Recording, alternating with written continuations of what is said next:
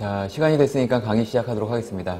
예, 안녕하세요. 저는 한국회계기준원의 김대현 수석연구원이라고 합니다. 만나서 반갑습니다. 자, 오늘 이제 3시간 동안 금융상품 기준서에 대해서 강의를 하도록 하겠습니다. 그래서 저희가 이제 이게 2014년도에 ISB가 발표를 하고 2015년서부터 저희 기준원에서 강의를 시작을 했고요. 올해서부터 이제 적용하는 관계로 작년에 좀 강의를 많이 열었어요. 그래서 이제 많은 분들이 좀 들어주셨을 것으로 생각이 들고요. 오늘 강의도 이 강의를 처음 듣는 분들을 대상으로 해서 기본적인 것부터 이제 강의를 하도록 예정하고 있습니다. 그래서 이제 강의 교재 보시면 교재는 조금 어려운 내용도 저희가 이제 실무 사례라든가 그런 것들을 포함하고 있습니다. 그래서 그런 것들은 해당되는 경우에만 감사 대상 회사 또는 본인 회사가 해당되는 경우에만 보시면 될 것 같고요. 그래서 그 강의 내용은 이제 저희가 강의를 하면서 계속해서 업데이트를 한 관계로 가장 최신 버전을 보시면 되고, 그거는 그 앞에 것들 다 누적해서 이제 포함하고 있다. 이렇게 생각하시면 되겠습니다. 그래서, 저희가 이제, 오늘 금융상품 강의가 있고, 다음 달 5월 달에도 또 금융상품 강의가 있는데, 5월 달 강의를 저희가 이제, 그동안에 저희가 이제 좀 논의했던 실무 적용 이슈를 포함해서 강의를 하는 걸 계획하고 있어요. 그래서 이제, 오늘 과정을 좀 기본 과정이라고 보시면 될 것 같고요. 그 다음 실무 적용 이슈는 관심 있으신 분들은 5월달 강의를 신청하시면 될 것 같습니다. 그래서 이러한 강의를 이제 하반기에도 동일하게 기준서 기본 교육과 그 다음에 적용 이슈에 관한 실무 사례 교육을 각각 1회씩 하반기에도 계획하고 있습니다. 그 자세한 일정이라든가 교육 신청은 저희 기준원 홈페이지 참고하시면 되겠습니다. 다음으로 저희 제가 강의하는 동안 기준서 문단이나 이런 것들을 좀 불러드릴 거예요. 그래서 저희 기준서는 많은 분들 아시겠지만 저희 기준원 홈페이지에 보시면 이제 한국채택국제회계 기준을 게시하고 있고요. 메뉴란에 가시면 이제 회계 기준 란이 있고 회계 기준 밑에 이제 한국채택국제회계 기준이 있고 그 중에서 이제 시행 중인 회계 기준을 보시면 됩니다. 그래서 2018년서부터 시행이 되었기 때문에 이제 종전 거는 이제 IAS 1039호죠. 그거는 이제 저희가 이제 내렸고요. 1109호로 시행 중인 회계 기준에 게시하고 있습니다. 참고하셔서 이제 그쪽에 저희가 이제 여기서 이따가 말씀드릴 사례라든가 이런 것들도 그쪽에서 많이 가져왔거든요. 그래서 기준서에 있는 사례들을 가지고 와서 이제 저희가 이제 교육용으로 작성을 한 것이기 때문에 좀 더 자세한 내용들이 궁금하시면 그 원문을 회계 기준을 참고하시면 되겠습니다. 또 하나 시작하기 전에 잠깐 말씀드릴 것이 이제 IFRS가 이제 원칙 중심의 회계 기준이다 보니 적용하는 데 있어서 많은 어려움들이 있다 이런 말씀들을 해주셨고요.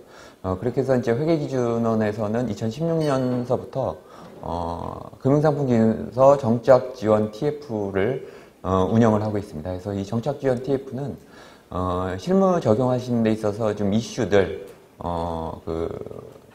를 받아서 이쪽에서 이제 좀 논의를 하고 있고요. 정착 지원 TF에는 이제 회계기준원 금융감독원, 그 다음에 이제 빅4 회계법인, 그리고 이제 작성자분들, 그리고 각 은행연합회, 금융투자협회, 생보협회, 손보협회 이런 협회분들이 참석하고 계시기 때문에 이쪽에서 좀 논의를 해서 결론을 내릴 수 있는 것은 결론을 내리고 결론을 못 내리는 것들은 ISB에 질의도 하고 이런 식으로 해서 좀 적용하는 데 있어서 도움을 드리고 있습니다. 그래서 적용하시는 과정에서 좀 문의사항이라든가 좀 논의해봤으면 좋겠다, 어떻게 해야 될지 모르겠다 이런 것들은 홈페이지에 보시면 이제 저희 메뉴에 재개정 과제란이 있어요. 그쪽 재개정 과제로 들어가시면 정착 지원 TF 메뉴가 있고요. 그쪽에 이슈 접수하시면 되겠습니다. 그리고 2016년서부터 이제 논의했던 이슈들도 그쪽에 회의록을 올려놨기 때문에 종전에 어떤 이슈가 좀 논의가 되었나 좀 참고하실 수 있을 것 같습니다. 그래서 그쪽에 참고하시면 1차서부터 7차까지 지금 회의가 진행됐었고요. 그쪽에 논의됐던 이슈들 보실 수 있습니다. 참고하시기 바랍니다. 자, 그럼 본격적으로 강의를 시작하도록 하겠습니다. 그래서 오늘 강의는 개요서부터 시행일 경과 규정 말씀드리고요. 분류 측정, 손상, 위험회피 회계 순으로 말씀드리겠습니다. 그래서 제가 세 번째 세션까지 50분 동안 커버를 하고요. 그 다음에 이제 10분 쉬시고 두 번째 저희 권용우 책임연구원이 손상, 그 다음에 김윤경 책임연구원이 세 번째 시간 위험회피 회계를 좀 나눠서 강의하도록 하겠습니다. 그래서 식사하시고 굉장히 졸릴 시간이신데 저희가 1시간마다 좀 10분씩 잠깐 쉬면서 진행할 수 있도록 하겠습니다. 첫 번째 이제 개요 부분으로 이제 재정 배경과 구성부터 살펴보도록 하겠습니다. 그래서 종전의 기준이 IAS 39호죠. 그래서 이 종전 기준이 굉장히 복잡하다. 그리고 명확하지 않다. 그래서 이제 해석하고 적용하는 데 있어서 굉장히 어렵다. 이런 비판들이 있었습니다. 그래서 또 하나 이런 것들이 큰 새롭게 금융상품 기준서를 만들게 된 배경이 되었고요. 또 하나는 종전의 손상 규정을 보면 채무상품은 손상차손이 나중에 이제 회복이 됐을 때 손상이 회복되었을 때 손상차손 환입을 허용하고 있지만 지분상품은 그것들을 허용하고 있지 않았거든요. 그래서 이러한 규정의 비일관성이 문제다. 이러한 지적들이 있었고요. 또 하나 부채의 자기신용위험 변동이 단기손익으로 인식된다라는 것인데 가령 예를 들면 이제 부채를 조달한 회사 발행회사 입장에서 보면 자신이 이제 회사채를 발행하고 나서 신용이 점점점 악화되면 그 부채를 공정가치로 평가함에 따라 공정가치가 점점점 줄어드는 거죠. 그러면 이제 투자자들은 그것들로 인해서 채권이기 때문에 손실을 봤지만 그 발행회사 입장에서 거꾸로 생각해 보면 부채가 점점 줄어드는 문제점이 있는 거죠. 부채가 줄어들면 단기순이익이 인식되는. 그래서 직관적으로 생각해 보면 어떻게 자기 신용이 점점점 안 좋아지는데 이 회사가 막 단기순이익에서 점점점 늘어나는 이러한 직관에 반하는 회계 처리가 있었다라는 지적들이 많았습니다. 그래서 이런 것들이 투자의사 결정에 유용하지 못하다. 그래서 이번 이제 새로운 기준서에서는 이것들에 대한 개정이 있었죠. 그래서 이것들을 단기손익이 아닌 기타 포괄손익으로 인식을 해라 하는 개정 내용이 있었고요. 이것들은 뒤에서 다시 한번 말씀드리겠습니다. 또 하나 금융위기 때 경기 수능성 문제가 있었다라고 하는데 예를 들면 이제 경기가 악화돼서 어떤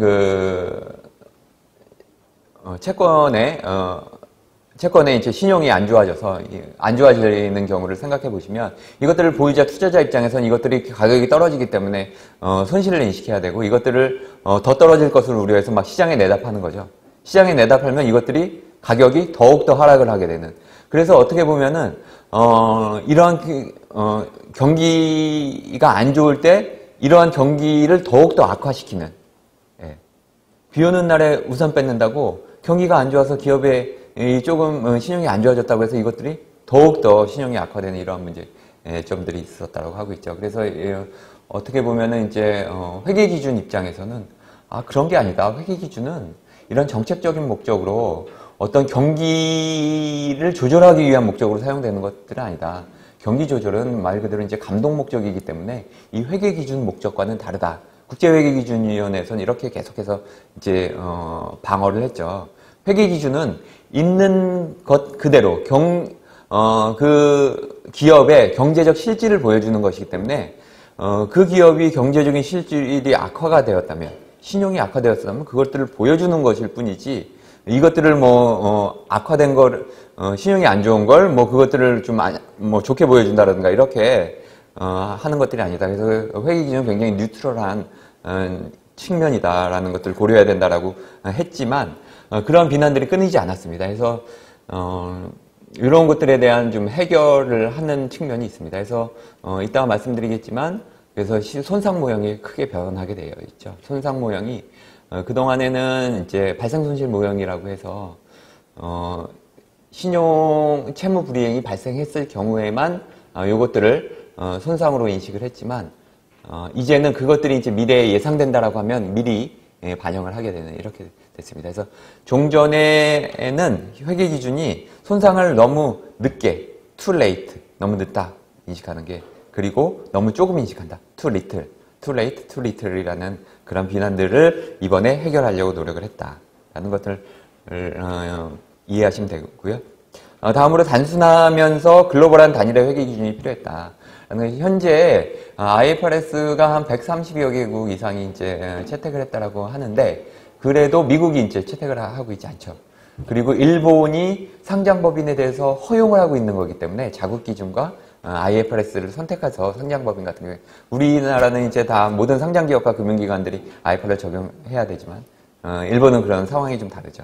그리고 중국이 IFRS와 많이 일치를 시켰다고 자기네들은 이제 일치시켰다라고 하죠. 컨버전스를 진행하고 있다라고 하지만 뭐 99%가 일치한다 뭐 이런 얘기들 중국은 주장을 하고 있지만 그 단 1%의 차이라도 그 효과가 굉장히 큰 기업이 있고 가령 금융상품을 많이 가지고 있다 그러면 조금의 차이가 금융상품 기준서의 조금의 차이가 굉장히 커질 수도 있고 이것들이 금융상품이 하나 더 뭐 적거나 이런 없는 회사 같은 경우에는 거기서는 뭐 100% 일치할 수도 있지만 이거는 도대체 알 수 없는 일이다. 투자자들이 이것들을 일일이 하나 확인하면서 중국 기준이 과연 국제회계 기준과 어떻게 틀리지 하면서 이런 것들을 다 하나하나 따져볼 그런 유인들이 없다라는 거죠. 그렇기 때문에 국제회계 기준에선 중국도 IFRS 채택 국가로 보고 있지 않는 면이 있거든요.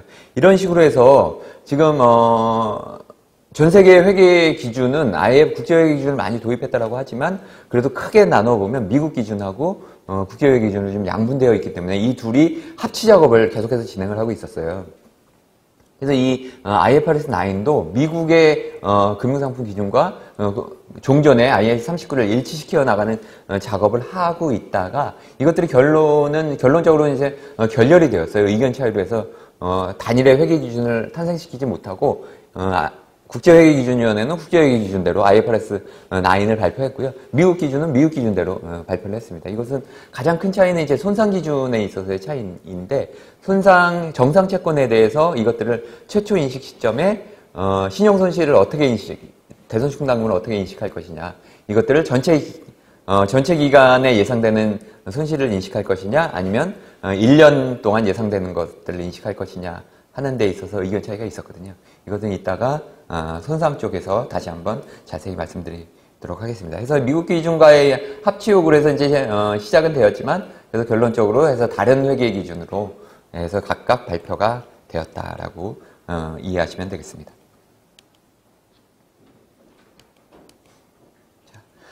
그렇게 해서 탄생한 이제 IFRS 9은 이렇게 7개 챕터로 구성되고 있습니다. 그래서 목적, 적용 범위, 인식과 제거, 이쪽은 이제 종전 기준에서 뭐 크게 바뀐 건 없는 거고요. 가장 크게 많이 바뀐 부분이 분류, 측정, 위험회피 회계. 그래서 이제 손상 부분은 측정 쪽에 들어가 있습니다. 측정 쪽에 들어가 있고요. 이렇게 구성된다라고 보시면 되겠습니다. 자, 그래서 분류, 측정, 어떻게 바뀌었냐? 그래서 종전에는 기업의 보유 의도와 목적에 따라서 분류를 했죠. 그래서 이제 만기까지 보유할 목적인지 만기 보유 금융자산 아니면 단기의 매매를 목적으로 해서 이익을 실현할 목적인지 단기 매매 금융자산으로 인식을 하고요. 그렇지 않고 양쪽이 아니다 그러면 매도 가능 금융자산으로 분류를 하는 이러한 거였지만 새로운 기준서에서는 이것들을 그렇게 보유 의도와는 관계없이 현금 흐름의 특성이 어떠한가 그리고 사업 모형이 어떠한가 이 두 가지 기준으로 분류를 하고 있습니다. 자, 다음에 가장 크게 많이 바뀐 부분이 손상입니다.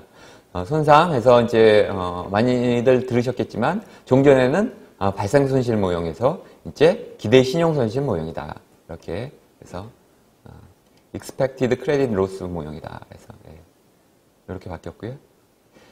예상 손실 모형이라고도 하죠. 근데 저희 기준서 번역할 때는 기대 신용 손실이라고 해서 이제 expected가 기대값 얘기할 때 확률 통계에서 얘기하는 기대값 그런 측면에서 기대 손실 모형으로 번역했습니다.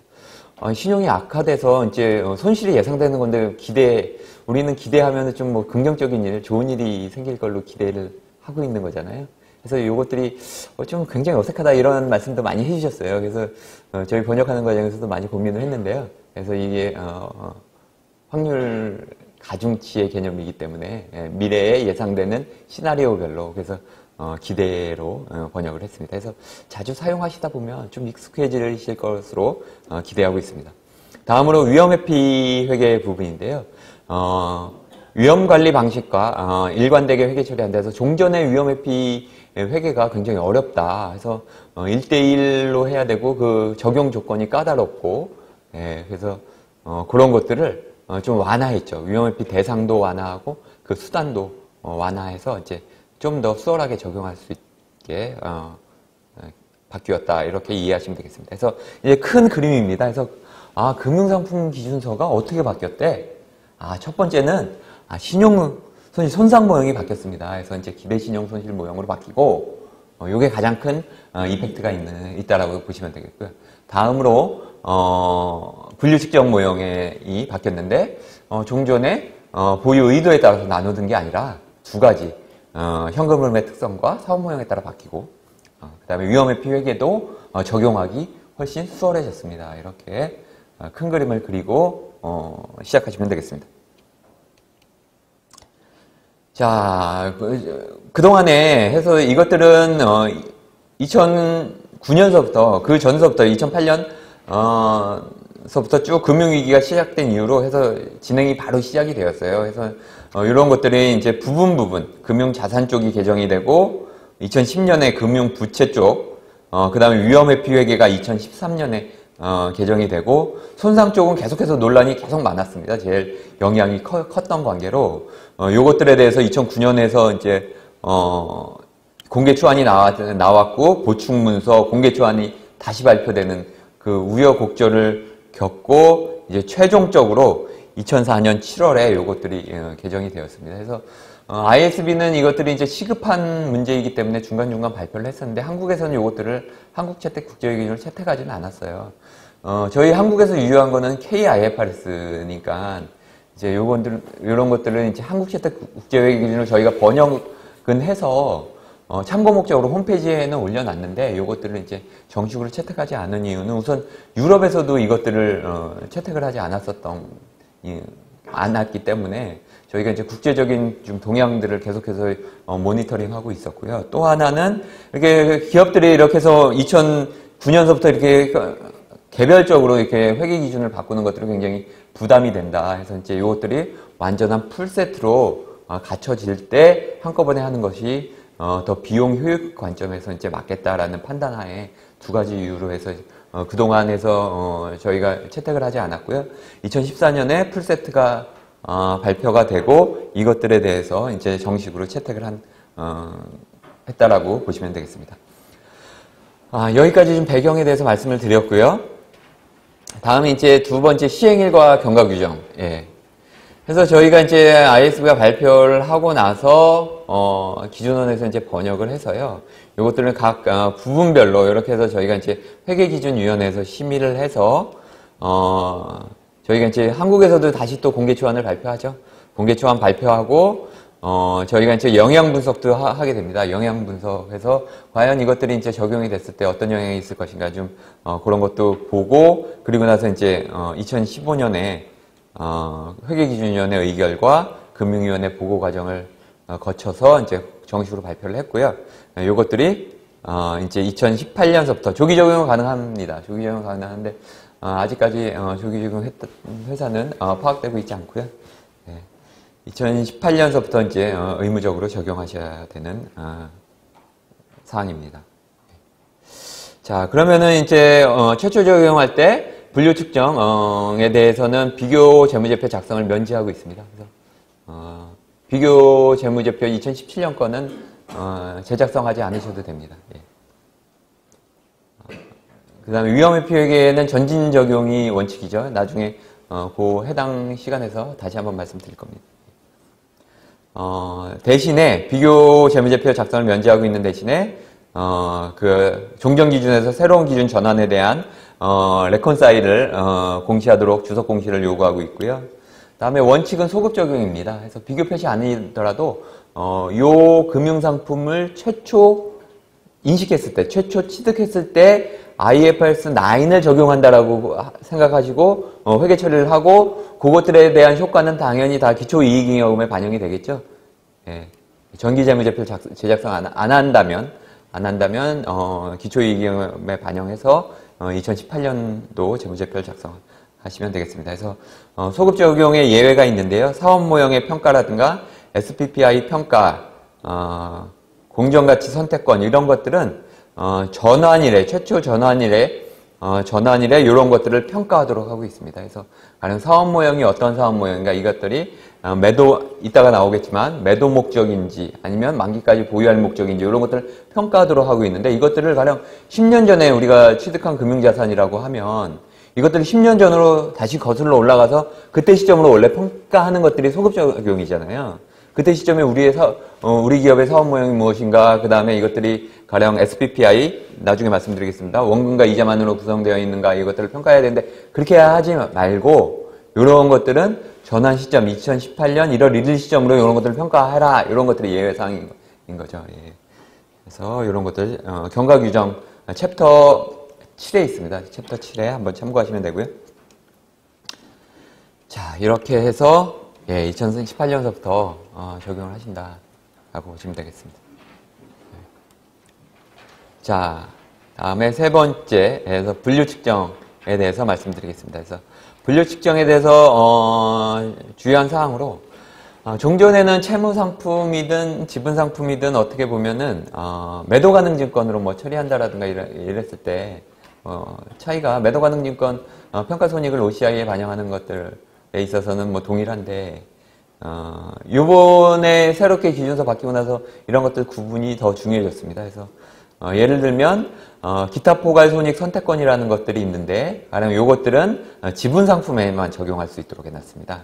그래서 요 채무 상품 같은 경우에는 페어밸류 OCI가 적용이 불가능하다. 다음에 이 채무 상품 같은 경우에는 당연히 이자 거기서 보유기간 동안에 발생하는 수익이 이자 수익이나 이자 비용이 되겠죠. 예. 자, 다음에 이제 사업 모형 또는 계약상 현금 흐름을 충족하지 않을 경우에는 공정가치로 평가해야 하는 이러한 것들이 있습니다. 예. 그래서 반면에 지분 상품 같은 경우에는 삼각후 원가라는 것들은 만기가 있어야 삼각후 원가를 계산할 수 있기 때문에 지분 상품 같은 경우에 만기가 없죠. 그렇기 때문에 이제 삼각후 원가로 분류할 수 없는 거고요. 그다음 보유 기간에 발생하는 수익은 당연히 배당 수익으로 인식을 하고 되고요. 그다음에 이제 가장 또 차이가 지분 상품 경우에는 손상 대상에서 제외하고 있습니다. 그래서 페어밸류 공정가치로 평가하게 되면 당연히 이제 단기 손익으로 반영이 되기 때문에 손상을 손상으로 인식하든 공정가치로 평가하든 어차피 단기 손익에 반영된다는 측면에서 이제 손상 대상에서 제외를 했고요. 이것들이 또한 페어밸류 OCI 선택권을 선택하더라도 지분 상품 같은 경우에는 손상 대상이 아닙니다. 그래서 이것들의 공정가치 변동은 OCI에 반영되는 그렇기 때문에 이런 것들을 주의 깊게 보셔야 되고요. 그래서 채무 상품과 지분 상품이 분류가 좀 중요해졌다라는 측면에서 말씀을 드렸고요. 종전에 저희가 종전 기준에 있어서 한국에서 이제 신종 자본 증권의 분류에 대해서 이것들이 지분 상품으로 해야 되는지 채무 상품으로 해야 되는지 굉장히 큰 이슈가 됐었죠. 발행회사 입장에서는 그래서 이런 것들이 이제 자본으로 분류된다. IFRS 하에서 그러한 지리회신이 나갔던 적이 있었고, 그럼 투자자 입장에서는 어떻게 하느냐? 이것들이 그 경우에 따라서는 지분 상품이 될 수도 있고 채무 상품이 될 수도 있다. 이렇게 보유자 입장에서는 이러한 회신이 나간 적이 있었는데, 그러면은 이것들이 새로운 기준하에서는 어떻게 되느냐 보면 새로운 기준하에서는 이제 투자자 입장에서 주계약이 금융자산인 복합계약은 내재 파생 상품의 분리 규정이 없어졌습니다. 내재 파생 상품 예전에는 경제적 특성과 위험이 주계약과 밀접하게 관련이 없는 경우에가 있었고 그 세 가지 조건이 있잖아요. 조건에 따라서 내재 파생 상품을 분리하는 조건이 있었는데 그 규정이 적용되지 않기 때문에 새로운 기준 하에서는 이런 것들을 복합계약 전체로서 분류 측정해야 된다라고 보고 있는 거고요. 그렇기 때문에 이것들을 여러 가지 만기 연장 옵션이라든가 이자 지급 정지권 이러한 것들을 종합적으로 고려할 때 이것들이 채무 상품으로 분류되기는 어렵겠다 해서 종합적으로 고려해 보면 이것들은 발행자와 동일하게 지분 상품으로 분류되지 않겠느냐. 물론 당연히 이제 계약마다 이것들이 뭐 일반적인 경우가 아니라 굉장히 다양한 계약으로 계약 조건으로 발행하고 있어서 그렇다고 한다면 좀 달라질 수는 있습니다. 그래서 개별 건별로 판단을 하셔야 될 것 같고요. 하여튼 일반적으로는 지금 이렇게 논의가 되고 있다라고 참고하시면 되겠습니다. 그리고 풋 가능 금융상품이라고 해서 이제 지분 상품으로 이 정의는 이제 채무 상품의 정의에 해당하지만 이것들이 예외적인 상황에서 지분 상품으로 분류하고 있는 것들이 지금 현행 1032호에 16A, 16B 규정이 있는데 이러한 경우에는 자본으로 분류한다라는 규정이 있습니다. 그래서 하지만 이런 것들은 그러면은 발행자 입장에서 그렇고 투자자 입장에서는 어떻게 하느냐? 투자자 입장에서도 이것들이 지분 상품인가 하는 게 하나 이슈가 되었었고요. 요것들이 저희 아까 말씀드렸던 정착 지원 TF에서 논의되었던 이슈입니다. 그래서 요런 것들에 대해선 이런 것들은 IS 32에서 발행자 입장에서 정의는 부채지만 예외적으로 자본으로 분류만 자본으로 한 것이기 때문에 이 정의는 자본에 해당하지 않고 분류만 했기 때문에 투자자 입장에서 대칭적으로 이것들은 그렇다고 해서 지분 상품에 해당하는 것들이 아니라 채무 상품이다라는 결론입니다. 그래서 이것들은 페어밸류 OCI 선택권을 지정할 수 없다라는 결론이고요. 조금 어려울 수도 있는데요. 이거 해당 사항 없으시면 이해 안 하고 넘어가셔도 됩니다. 그래서 이러한 이슈가 있었다라는 거 참고하시면 되겠습니다. 자, 그렇다고 하면 저희가 이제 분류 측정을 하는 데 있어서 두 가지 기준으로 분류를 한다라고 말씀을 드렸죠. 그래서 첫 번째는 계약상 현금 흐름의 특성인데 이고 두 번째는 이제 사업 모형이다. 그럼 계약상 현금 흐름의 특성이 무엇이냐? 원금과 이자만으로 구성되어 있는가를 보는 겁니다. 원금과 이자만으로. 가장 기본적으로 기본적인 대출 계약을 생각하시면 돼요. 대출 계약이라는 것들은 원금을 빌려주고, 그 다음에 이게 일정 기간 이제 그러면은 이제 채무자가 이제 이자를 상환하다 만기가 되면 이자와 원금을 일시에 상환하는 아주 전형적인 대출 계약이 원금과 이자만으로 이 계약상 현금 흐름의 특성이 원금과 이자만으로 구성되어 있다라고 얘기를 하고 있습니다. 그래서 우리가 이제 여기 기준서에서 아까도 SPPI 평가를 한다라고 했는데 SPPI 평가라는 건 Solely Payment of Principal and Interest 해가지고 원금과 이자만으로 구성되어 있는가를 평가하는 것입니다. 그래서 SPPI 조건을 충족한다라고 하면 이것들은 이 금융상품은 원금과 이자만으로 구성되어 있는 금융상품이다. 전형적인 대출계약이다. 이렇게 이해하시면 돼요. 근데 은행에서는 아무리 이자라고 해서 지급한다라고 해서 이것들이 여기서 얘기하는 이자하고는 다릅니다. 그래서 여기서는 아주 그 시간에 이따가 말씀을 드리겠지만 시간 경과에 따른 보상 부분, 그 화폐의 시간 가치 부분들을 보상해 주는 것들을 이자라고 하고 있고 은행에서 가령 예를 들면 어떤 뭐 코스피에 연동해서 코스피가 어떠한 성과를 내면 어느 레인지에 들어가면 이자를 몇 프로 3% 플러스 뭐 1% 더 주고 막 이렇게 해서 그렇게 지급하는 것들은 여기서 얘기하는 화폐의 시간 가치라고 보고 있지 않습니다.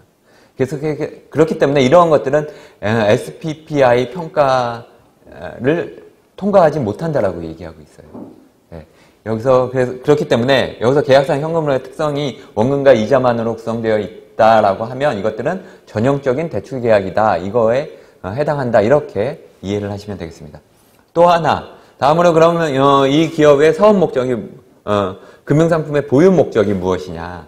사업 모형 이것들을 만기까지 보유해서 원금과 이자를 수취할 목적인지, 이런 목적이 하나 있고, 아니면 만기 이전이라도 중도에 매도해서 이익을 실현할 목적인지, 이 두 가지로 나누고 있습니다. 아니면 이것들을 두 가지 목적을 한꺼번에 동시에 A 또는 B 목적을 가지고 있는지에 따라서 분류를 하고 있습니다. 그래서 이 사업 모형이 무엇인지, 자 이렇게 해서 이런 것들에 따라서 삼각후 원가로 측정을 한다든가 아니면 기타 포괄손익 공정가치로 측정을 한다든가 기타 포괄손익 공정가치라는 것들은 공정가치로 평가를 하고 그 평가손익을 OCI 기타 포괄손익으로 인식을 하는 회계처리를 분류가 되겠습니다. 다음으로 말 그대로 세 번째는 공정가치로 평가하고 평가손익을 단기손익으로 넣는 것들이고요.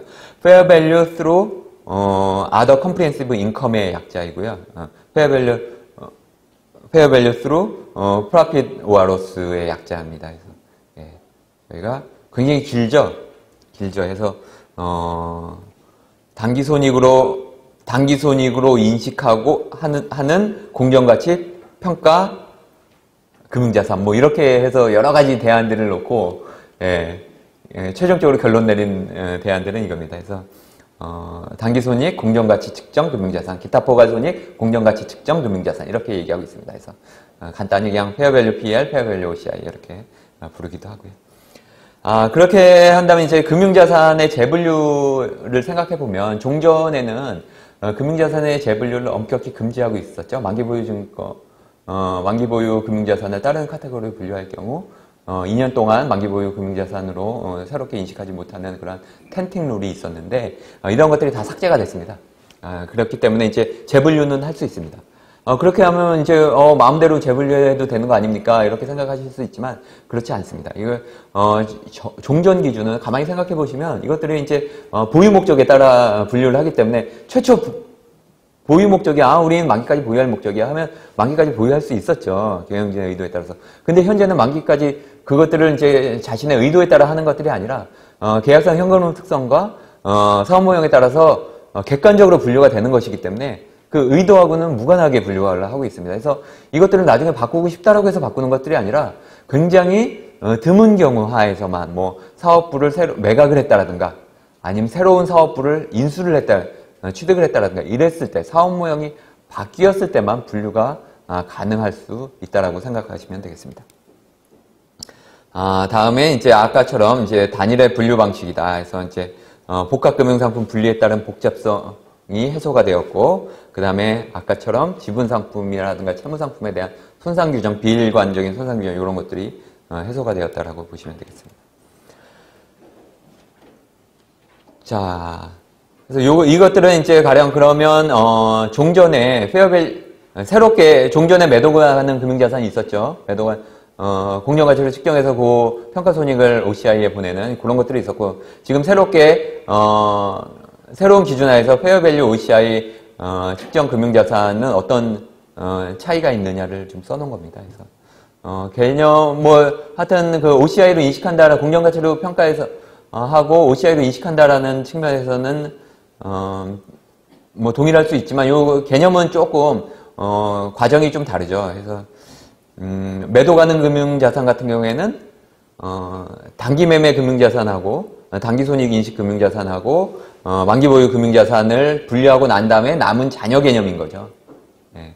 근데 지금 페어밸류 OCI 요 새로운 기준하에서는 이러한 것들이 잔여 개념이 잔여 개념이거나 선택사항이다 이게 아니라 객관적인 사업 모형을 반영한 분류다 이런 얘기인 거고요.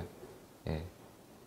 그 다음에 이제 앞에서도 이제 이런 것들에 대해서 종전 기준 매도 가능 금융자산에서는 선택의 제한이 없었다 라는 것들이 있고, 매매 목적으로 보유한다면 당기손익 인식 금융자산으로 분류를 해야 된다 라는 것들이고, 페어밸류 OCI 새로운 기준하에서는 비교적 단순한 채무상품만이 페어밸류 OCI 측정 금융자산에 해당할 것임. 이런 얘기는 아까 계약상 현금 흐름이 원금과 이자만으로 구성되어 있는 경우에만 이것들에 해당될 수 있어요. 예.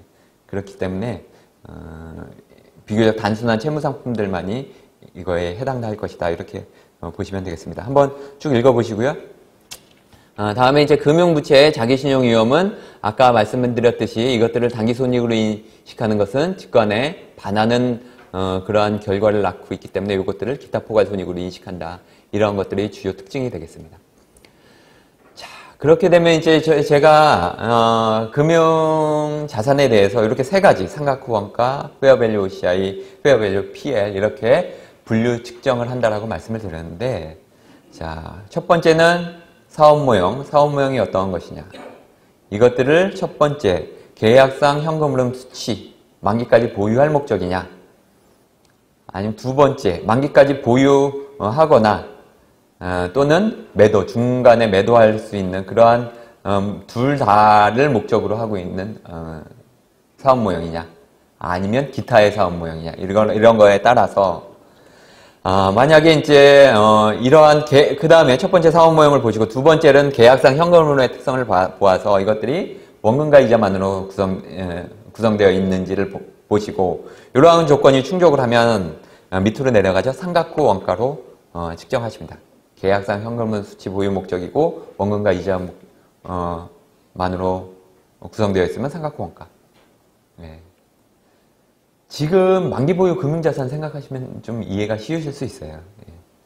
다음으로 이것들을 사업 모형이 매도도 중간에 이제 경우에 따라서 매도할 목적도 같이 보유하고 있다라고 하면 이것들은 페어밸류 OCI로 분류하고 측정하는 경우죠. 이것들이 해당하지 않으면 단기손익 페어밸류 PL, 그 다음 기타의 사용 목적도 페어밸류 PL. 그래서 페어밸류 PL로 측정하는 금융자산들이 늘어났다라고 지금 많이들 보고 있습니다. 그래서 이렇게 생각하시면 되겠습니다. 이것들은 이제 채무상품일 경우의 얘기이고요.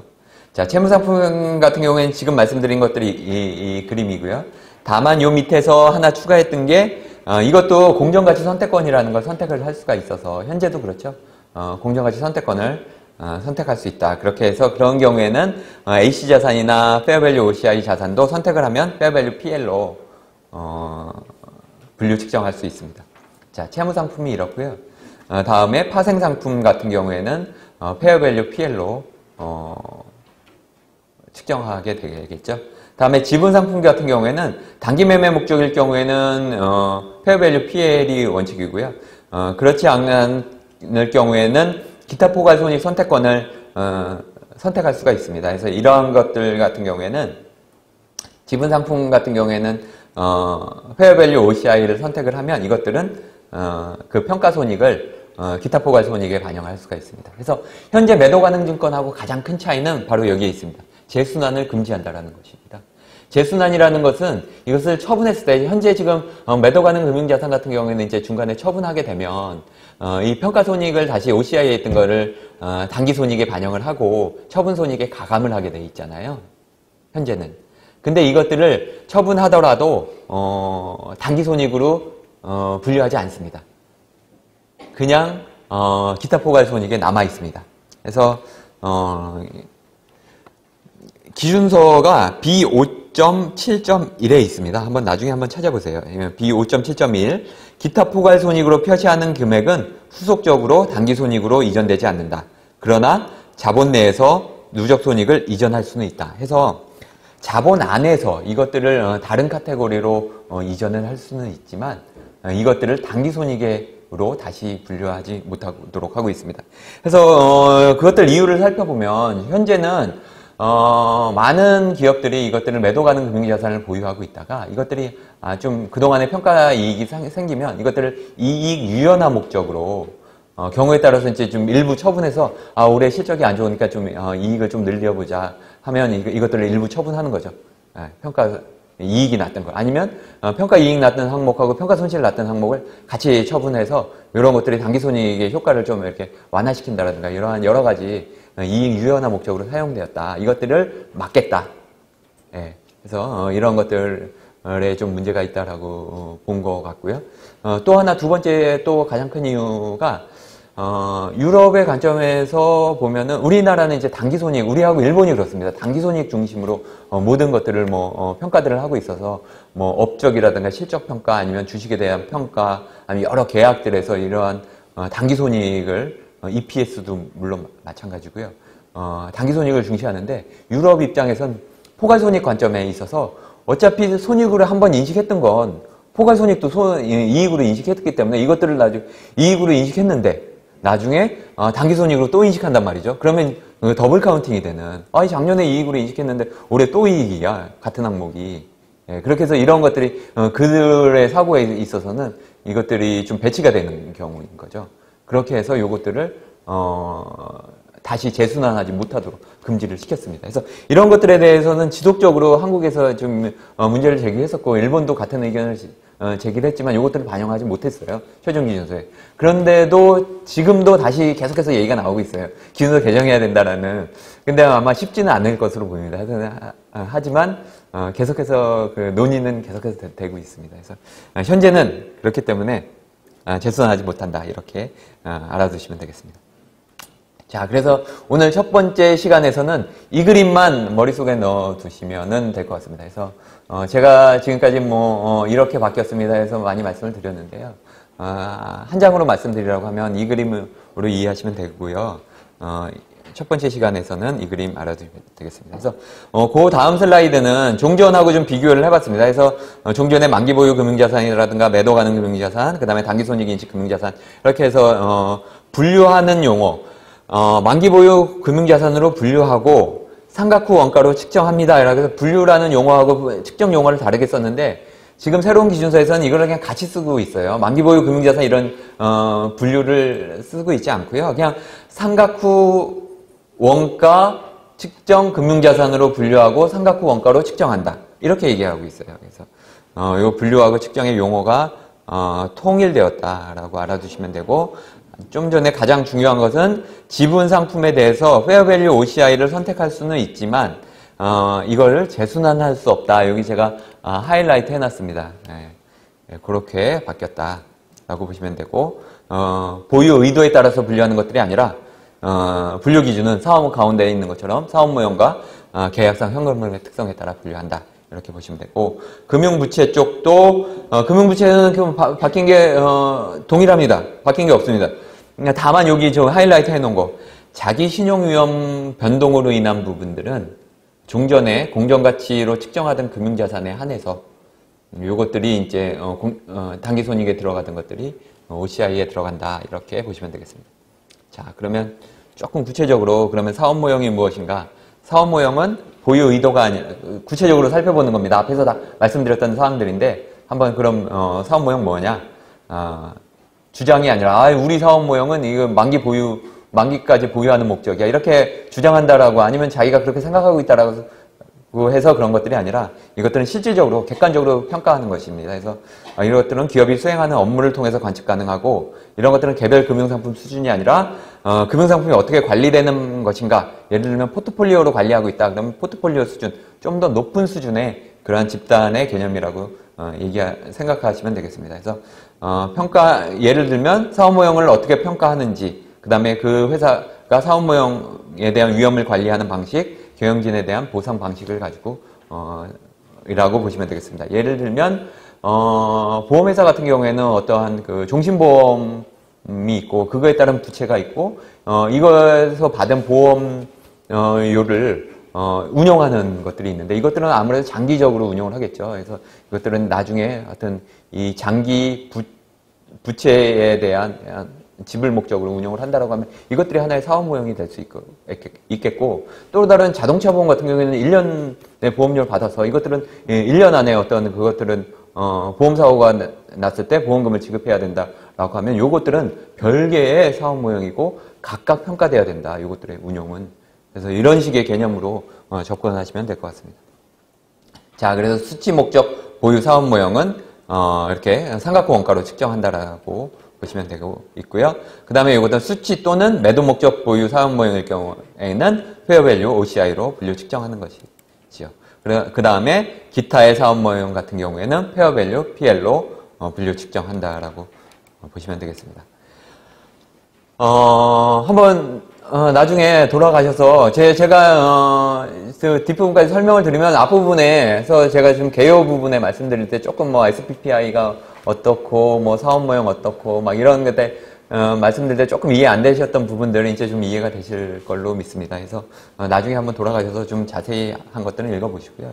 다음에 이제 사업 모형을 알아봤으니 이제 계약상 현금 흐름인데 계약상 현금 흐름 아까 원금과 이자만의 지급으로 구성되어 있는가 해서 solely payment of principal and interest의 약자다라고 말씀을 드렸고요. 이거는 이자는 화폐의 시간가치, 신용위험의 대가, 그 다음에 위험에 대한 보상, 그 그 다음에 어떤 서비스 원가 이윤 요것들로만 구성되어 있는 걸 이자라고 인정을 해주고 어떠한 뭐 옵션이 들어가 있다라든가 선도계약, 수합계약이 들어가 있다. 그러면 이런 것들은 원금과 이자로 구성되어 있는 게 아니다. 이렇게. 그렇기 때문에 이거는 무조건 FVPL로 분류 측정해야 된다. 이렇게 이해하시면 됩니다.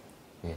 파생 요소가 들어가 있는 거죠. 예. 예. 그래서 화폐의 시간 가치는 이렇게 시간의 경과를 반영하는 이자 요소인데 그러면 워낙 ISB에서도 뭐 이것들 딱 요거는 뭐 이것들은 그 화폐의 시간 가치에 해당하고 이런 것들은 해당하지 않고 이런 것들 딱딱 구분해서 구체적인 지침을 주기가 굉장히 어렵죠. 이거 굉장히 그 뭐 100여 개 국가가 적용을 하고 있고 금융상품이 뭐 엄청나게 많은데 이런 것들에 대해서 일일이 이것들은 해당합니다, 안 합니다를 얘기해 줄 수 없고 큰 틀만 제시해 주고 있는 것들이죠. 큰 틀에서만 제시해 주고 있고 이런 것들에 대한 그러면 이것과 다른 좀 뭔가 변형된 화폐의 시간 가치가 있는 경우에는 어떻게 평가합니까? 이것들은 어떻게 분류합니까?를 얘기하고 있는 게 이 부분입니다. 그래서 가령 현재 그 해당 금융상품에 대한 거 녹색으로 표시된 변경된 화폐의 시간 가치에 대한 현금 흐름을 놓고 그다음에 벤치마크 현금 흐름이라는 것은 이런 건 변형된 화폐의 시간 가치를 제외하고 모든 요소가 동일한 금융자산의 현금 흐름을 놓고 두 개를 비교해 봐서 이러한 비교해서 이 차이가 굉장히 크다. 차이가 유의적이다 그러면 이것들은 SPPI 조건을 원금과 이자로 구성되어 있는 게 아니다라고 결론 내리는 거고 이 차이가 굉장히 마이너하다. 그럼 이것들은 원금과 이자만으로 구성되어 있다. 이렇게 판단을 하라고 하는 판단에 대한 원칙적인 지침을 준 거죠.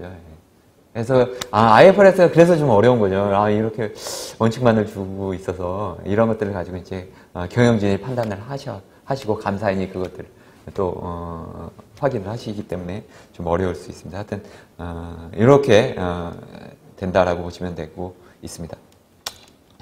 자, 그러면 변동이자율은 뭐냐? 변동이자율은 이자율이 변동을 하면 이러한 것도 이자율이 변동되더라도 앞에서 얘기하는 이자가 이런 것들로만 구성되어 있으면 충족한다가 아니라 충족할 수 있다라고 얘기하고 있습니다. 그래서 중도상환 특성이 있는 경우에는 어떻게 할 것이냐? 중도상환 특성에 중도상환하면 그 중도 해지 수수료를 문다라든가 이러한 이자 말고 이자 플러스 알파가 지급이 되는 경우잖아요. 중도 상환을 하게 되면 그렇게 될 때 어떻게 할 것이냐 하는 것들. 예. 만기 연장할 특성이 있으면 어떻게 할 것이냐. 만기 연장할 때 실질적으로 미지급 원리금을 나타내는 경우에는 충족할 수도 있겠다라는 것들. 후순위 채권, 복합금융상품 어떻게 할 것이냐 라고 해서 계약상 현금 흐름의 특성에 대해서 쭉 얘기를 하고 있습니다. 요 다음 거는 우리 그 아까 말씀드렸던 정착지원 TF에서 나왔던 이슈인데요. 이것들은 편입자산이 가령 예를 들면 수익증권 얘기인데 편입자산이 국공채만으로 구성되어 있다. 그러면 국공채는 당연히 이제 원금과 이자만으로 구성되어 있고 이것들은 사업 모형만 만기까지 보유할 목적이다라고 하면 이것들은 이제 삼각형 원가로 분류 측정을 할 수 있는데 이것들을 포함하고 있는 이것들로만 구성되어 있는 수익증권을 가지고 있다. 그러면 이것들은 어떻게 할 거냐? 이것도 그러면 삼각형 원가로 분류 측정할 수 있느냐 하는 게 그 이슈였던 겁니다. 그래서 살펴보시면 이런 것들은 만기가 정해져 있고 수익증권의 만기가 정해져 있고 하지만 만기가 되면 이제 상환을 해야 되기 때문에 이런 것들은 채무상품에 해당이 되는 거죠. 지분상품에는 만기가 없잖아요. 그래서 채무상품에는 해당을 하는데 그럼 SPPI 기준을 충족할 거느냐가 이제 이슈가 되는 거죠. 아까 그 플로우 차트 생각하시면 됩니다.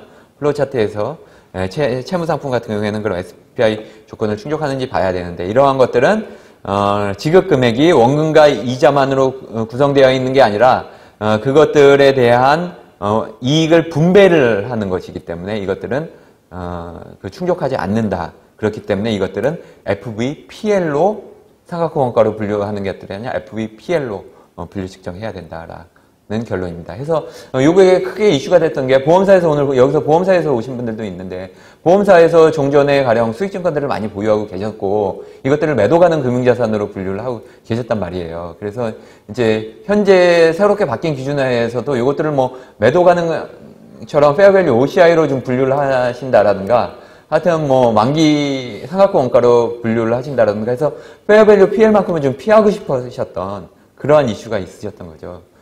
그런데 이런 것들은 하여튼 그 안에 구성자산이 뭐 주식을 포함하면 뭐 당연히 SPPI를 충족하지 못할 거고 주식만을 포함하고 있는 것이 아니라 채무상품만으로 구성되어 있다 하더라도 이런 것들이 충족하지 못한다라고 해서 아마 굉장히 여러 가지 방안을 고민을 하셨지만 뭐 지금까지 좀 마땅히 자산 운용을 좀 변경하는 것들은 수밖에 없지 않나 뭐 이러한 식의 논의들이 되고 있는 걸로 알고 있습니다. 예.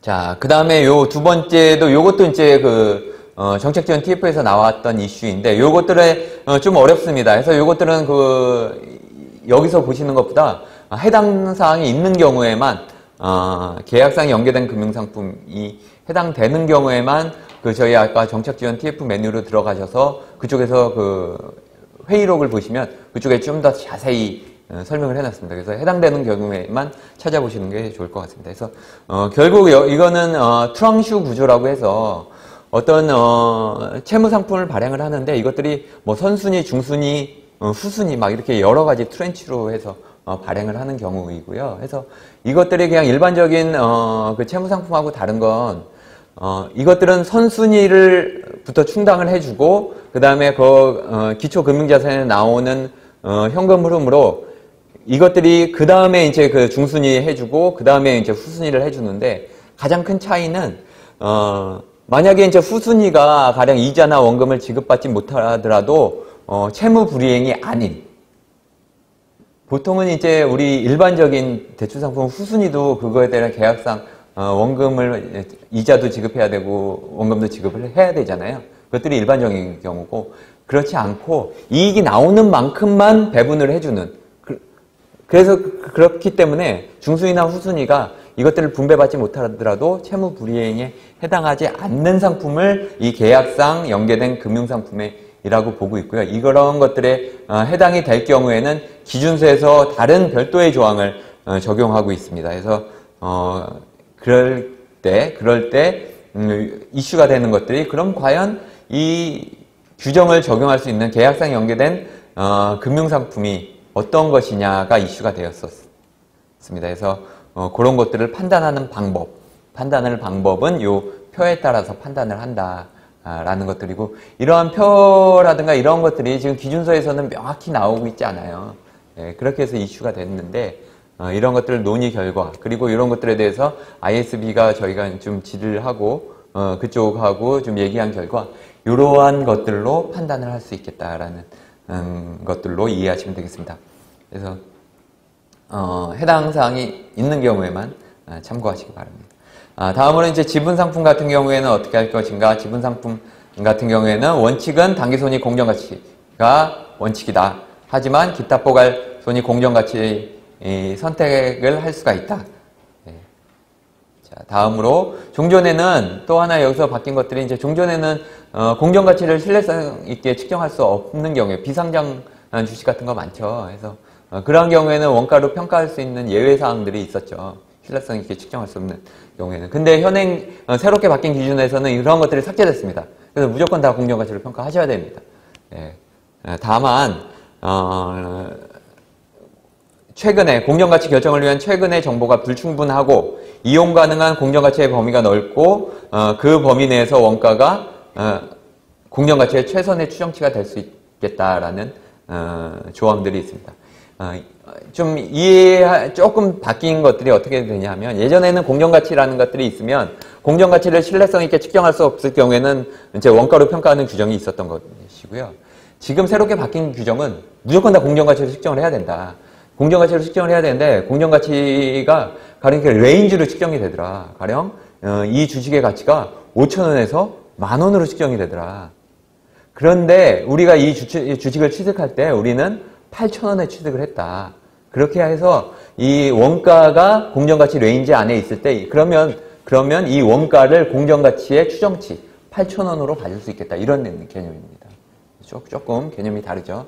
그래서 원칙은 공정가치 평가가 원칙이고 원가 측정의 예외사항은 삭제가 됐다. 이렇게 이해하시면 되겠습니다. 다음은 원가가 공정가치의 적절한 추정치가 될 수 없는 예외사항들 이렇게 금융기관이나 공시가격이 있는 지분상품은 원가로 하지 마라. 이런 것들은 안 된다라는 것들이고 당연한 얘기죠. 예. 그 다음에 기타 포괄 손익 선택권을 선택할 수 있는데 단기 매매 목적이 아닌 지분 상품에 대해서 최초 인식 시점에 선택할 수 있고요. 이것들은 이후에 저희가 뭐 선택은 할 수 있지만 나중에 또 취소도 그러면 내가 취소하고 싶을 때 취소할 수 있냐 그런 건 아니라는 얘기죠. 한번 선택했으면 취소 불가능한 선택입니다.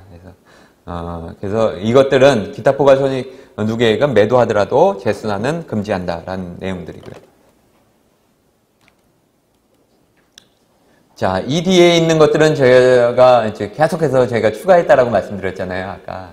그래서 나중에 정책 지원 TF에서 저희가 논의했던 이슈들을 추가해 놓은 사항들입니다. 그래서 한번 참고하셔서 한번 쭉 읽어보시면 되고요. 아까 금융자산의 재분류 말씀드렸죠. 금융자산은 사업모형을 변경한 경우에만 재분류한다. 사업을 취득했거나 주요 사업을 처분했을 때 해서 재분류일은 그러면 그 재분류 시점이 아니라 재분류일이 속하는 보고기간의 다음 보고기간 첫째 날. 그래서 2018년에 했다라고 하면 2019년 1월 1일이 재분류일이 되겠습니다. 자, 그러면 이제 현재의 세 가지 분류가 되고 있고요. 그 다음에 이제 재분류하면 경우의 수가 6가지가 나오고 있습니다. 그래서 이 6가지의 경우에 따라서 이렇게 재분류한다라는 거 정리를 해놨습니다. 다음으로는 이제 부채 쪽이고요. 아까 부채 쪽 종전 자기 신용 요 오른쪽에 제가 써놨죠. 자기 신용 위험을 제외한 규정은 종전 규정을 제외하고는 그대로 이관되었다. 그래서 자기 신용 위험 변동 부분만 바뀌었다. 기타 포괄 손익으로 넣는다. 이렇게 보시면 되고요. 그래서 실무에 미치는 영향인데요. 다음은 실무에 미치는 영향은 어떤 프로세스나 시스템 변경이 필요하겠다. 그래서 이제 많은 기업들이 이제 다 그 시스템을 변경했을 것으로 생각하고 있습니다. 아까 말씀드렸듯이 계약상 현금흐름 특성과 사업모형 평가에 있어서 경영진의 판단이나 이런 것들이 많이 필요하겠다. 그 다음에 공정가치 측정 금융자산이 늘어난다라고 예상을 하고 있죠. 실질적으로 지금 이제 기업들이 이렇게 예상되는 영향들을 2017년도 감사보고서 주석사항으로 기재를 해놓도록 하도록 하고 있기 때문에 아마 좀 찾아보시면 지금 공시된 자료들 찾아보시면 저도 몇 군데 다는 못하고 이제 주요한 은행들 찾아보면 은행들에서도 이렇게 해서 은행들의 영향이 가장 클 테니까 그래서 이렇게 단기손익 인식금융자산이 많이 늘어났다. FVPL 자산 이러한 것들을 주석 공시하고 있는 것들을 보실 수 있고요. 이런 것들로 좀 감을 잡으실 수 있을 것 같습니다. 그럼 지분 상품 같은 경우에도 단기손익 FVPL이 원칙이기 때문에 이런 것들은 이제 변동성 증가할 수 있다는 얘기고요.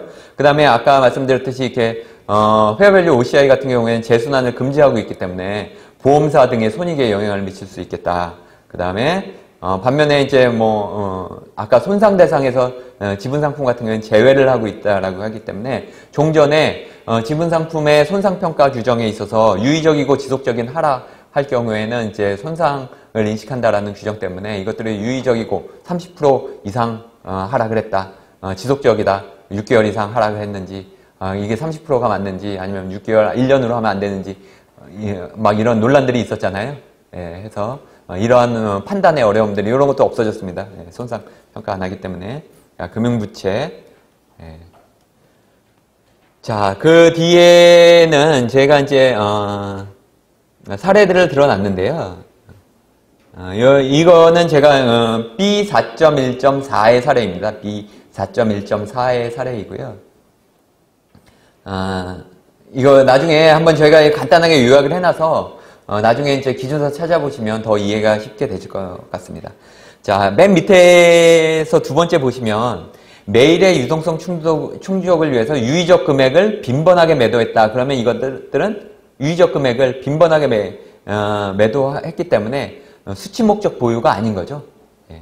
반면에 이거는 해당하지 않는다라고 본 거고요. 그러면 위에서 두 번째 예상치 못한 자금 조달이 필요해서 유의적 금액을 큰 금액을 빈번하지 않은 매도했다. 어쩌다 한 번만 매도했다. 그러면 이거는 인정해 주겠다라는 거죠. 이것들은. 그래서 이것들은 유의적이고 빈번한 매도일 경우에는 인정하지 않고 5화로 성립을 하면 그것들은 이제 인정할 수 있겠다. 이런 것들이고요. 한번 살펴보시면 되겠습니다. 다음은 이것들은 수취와 매도 목적으로 보유한 것들의 예시이고요. 예. 자, 다음으로 이제 아까 재분류에 대해서 제가 말씀을 드렸는데, 여기 재분류 6가지 사례에 대해서 제가, 얘기를 해놓고 있습니다. 이것들은 이제, 저희가 그 아까 기준서 문구에 이제 적용 사례가 있습니다. 그 기준서 찾아보시면, IE 109번. 제가 이 슬라이드 34에서 IE 109번이고요. 그 뒤에 게 IE 110번. 그 다음에 슬라이드 35는 IE 111번, 112번 사례들을 제가 요약해 놓은 거고요. 슬라이드 36에선 IE 113번하고 114번을 요약해 놓았습니다. 그래서 시간 관계로 이것도 다 커버하지는 못했는데 한번 분량이 굉장히 많아요. 분량이 굉장히 많아서 저희가 좀 욕심이 있어서 좀 이렇게 계속해서 저희가 이제 강의가 진행되면서 계속해서 업데이트하고 그동안에 저희가 논의했던 거를 추가하고 하다 보니 강의 자료가 점점점 많아졌는데, 그래서 또 많이들 요구를 하셨고요. 또 사례가 필요하다, 사례가 있었으면 좋겠다, 이런 요청들이 있으셔서 저희가 좀 추가를 했다라고 좀 이해를 해주시면 되고요. 그래서 오늘 첫 번째 시간에서는 아까 제가 그 슬라이드 말씀드렸잖아요. 그 슬라이드만 IFRS 9인데 분류 측정이 이렇게 바뀌었다더라 하고 큰 틀을 좀 이해하시면 될 것 같고요. 여러 가지 사례들이라든가 이런 것들은 여러 많은 자료들도 있고 또 그 저희 기준원 홈페이지에서도 많이 참고할 수 있는 자료가 있으니까요. 이것들은 필요할 경우, 해당하는 경우에만 찾아서 참고하시면 될 것 같습니다. 그래서 첫 번째 시간은 이것으로 마치고요. 제가 좀 강의가 좀 늦었습니다. 그래서 지금 3시 3분이니까요. 그래서 7분만 하고 3시 10분서부터 두 번째 손상 파트 강의 시작하도록 하겠습니다.